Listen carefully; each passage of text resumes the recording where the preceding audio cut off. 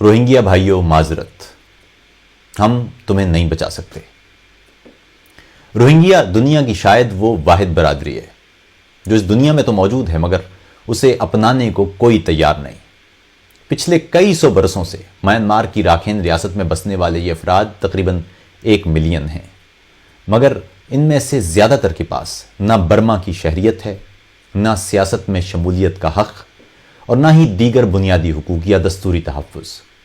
وہاں انہیں بنگالی کے طور پر پکارا جاتا ہے۔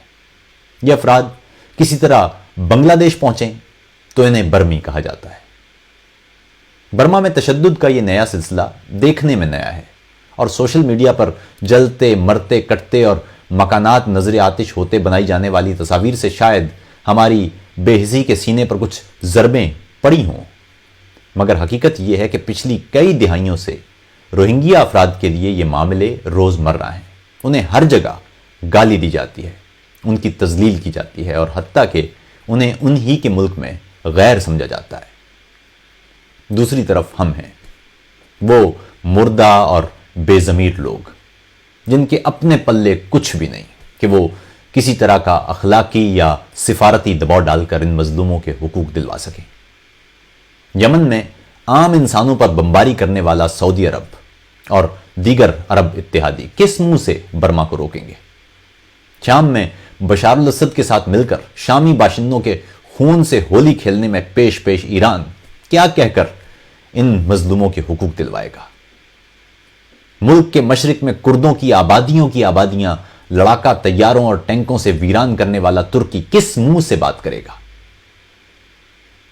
اور اپنے ملک میں سندھیوں، پشتونوں، مہاجروں، بلوچوں، قبائلیوں، سرائکیوں، گلگت بلتستان کے رہائشیوں اور اقلیتوں کے بنیادی حقوق سلب کرنے والا ہمارا اپنا ملک کیا کہہ کر روہنگیا کے حق میں آواز اٹھائے گا؟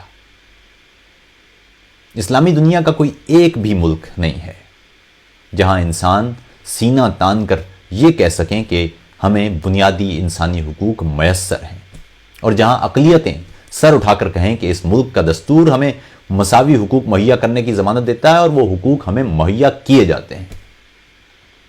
اقتصادی طور پر مسلم دنیا کی حالت یہ ہے کہ نہ ان کے ہاتھ میں کوئی ایجاد ہے، نہ کوئی برآمدی شے کہ وہ برمی حکومت کو دھمکائیں کہ اگر اس نے روہنگیا پر مظالم نہ روکے تو وہ اس پر پابندیاں عائد کر دیں گے۔ OIC کی اپنی حالت یہ ہے کہ وہ دنیا کے بدعنوان اور عیاش ترین مسلم حکمرانوں کے لیے کھانے کی ایک دعوت سے زیادہ کوئی اہمیت نہیں رکھتی، اور بین الاقوامی سٹیج پر اس کی تکریم 2 ٹکے کی نہیں۔ ایسی صورت میں سوشل میڈیا پر ویڈیوز شیئر کرنے، تشدد کی تصاویر بانٹنے اور روہنگیا کے دکھوں کا نوحہ کرنے والے افراد کی تو بہتات ہے، مگر حقیقت یہ ہے کہ ہمارے پلے کچھ بھی نہیں۔ ہم مفادات کے مارے ہوئے لوگ ہیں، بڑی طاقتوں کے پاؤں چاٹنے والے لوگ۔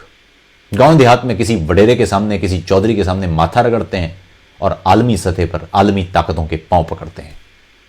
ہماری حالت یہ ہے کہ میانمار کے قریبی ساتھی چین سے ہی یہ نہیں کہلوا سکے کہ وہ ینگون حکومت پر دباؤ ڈالے۔ ابھی چینی وزارت خارجہ کا ایک تازہ بیان آیا ہے جس میں کہا گیا ہے کہ روہنگیا کے خلاف کریک ڈاؤن کرنے والی میانمار کی حکومت کو شاباشی ملنا چاہیے، کیونکہ وہ امن اور استحکام کے لیے ملک سے عسکریت پسندوں کا صفایا کرنے میں مصروف ہے اور بہترین فریضہ انجام دے رہی ہے۔ روہنگیا پر تشدد کی حالت یہ ہے کہ اقوام متحدہ کے مطابق روہنگیا افراد کے خلاف جاری کریک ڈاؤن کھلی نسل کشی کے زمرے میں آتا ہے،